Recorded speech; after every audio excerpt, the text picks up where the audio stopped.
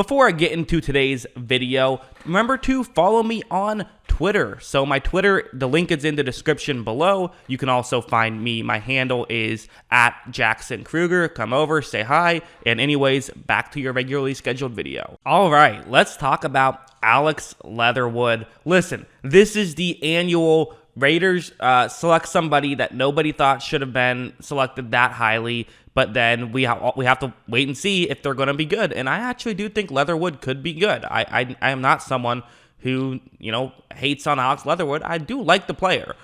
Were there a couple of guys I would have selected ahead of him? Yes, but I can see why, and I'm not going to hold that against the player, right? If I like the player, I like the player. Who cares when he was drafted?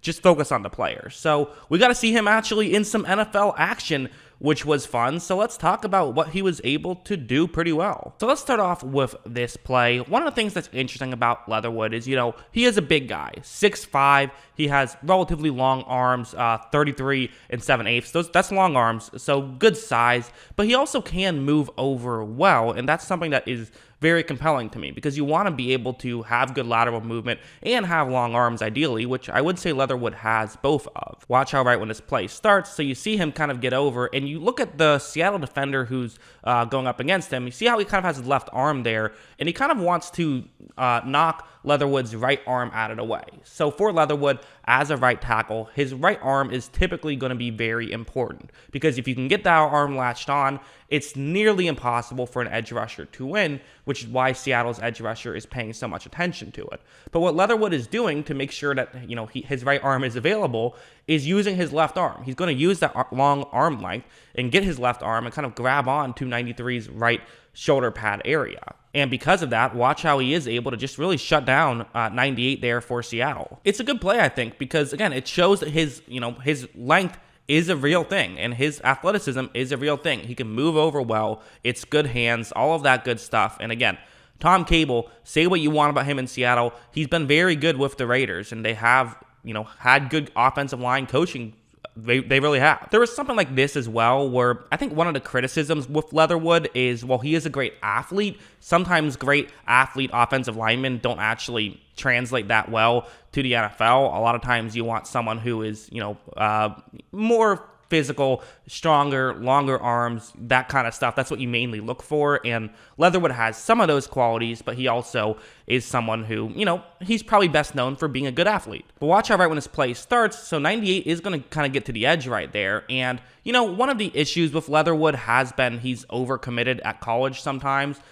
This time he's going to kind of undercommit a little bit, which allows 98 to kind of get over there. And I would also argue part of what's making this a little bit more difficult is the fact that, the quarterback for the Raiders right here, who I believe is Peterman on this play, is going to have a pretty far drop back, which now I would say, a little bit farther than maybe you would like. So Leatherwood's going to have to try and push 98 behind the quarterback. That's what he's going to have to do on this play. And watch how he's going to go about doing this. Look, just a really good shove to the outside, and while there was a little bit of contact, that's not going to be enough to bring a quarterback down. The one issue you could maybe throw out there would be if the quarterback was throwing right at that time. But again, Leatherwood isn't the left tackle. He's a right tackle. So a quarterback can see him a lot better unless it's a left-handed quarterback, which the Raiders do not have one of. So you're fine there. All right, let's get into a little bit of negatives right here. So it's hard to know how much criticism to put on Leatherwood on these plays, and you'll see why. So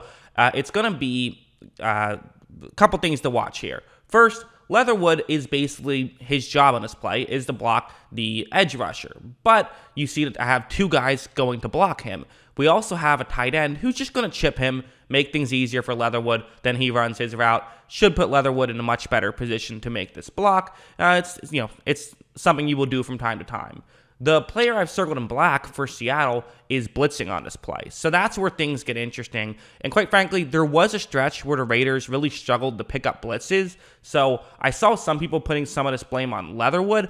I don't know how much criticism I actually would put on Leatherwood, but I wanted to talk about these two plays. So, look, right here, you're going to see that. So there's two Seattle players right in front of Leatherwood, and what is he supposed to do? You could hope that maybe the tight end would stay into play to block, pick up the blitz, but that's difficult to do. So for Leatherwood, there's only so much you can do right here. And again, there is a halfback in this game who looked like he was blocking, but he's on the other side of the field. So ideally, what you would hope for is probably, again, teams do this differently, so it's impossible to know exactly what you would want to have happen.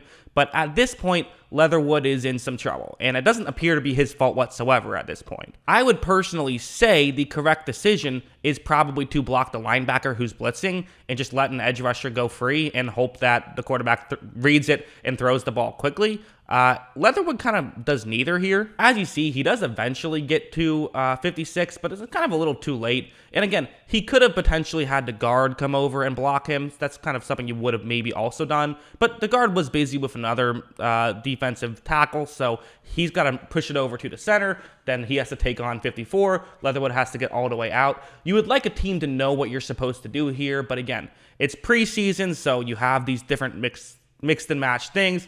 Guys are going to get confused. It's going to happen. So I personally don't know who to put the blame on this play.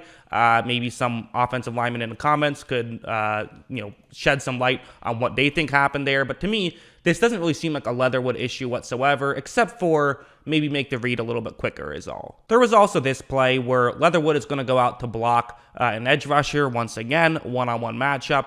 But once again, Seattle is blitzing. And again, the picking up the blitz, it was an issue for Peterman and for the Raiders. And also, I just went and checked. Yes, number 3 is Peterman, number 8 Mariota. So this is Peterman. I should have just checked that earlier. Don't know why. I record this. It's not live. But anyways, you see that. So there is a one-on-one matchup. And then you have, it's now a defensive back who's going to be blitzing. And this time, the guard is not getting taken away by anybody. So what you would probably like to see have happen is you would want to, I would assume, given the fact that while there is a back on the, that side of the field, he's running a quick route. It looks like a screen pass. So I would assume what you would want to do if there is a blitz is to have Leatherwood be the guy who picks up that defensive back blitz.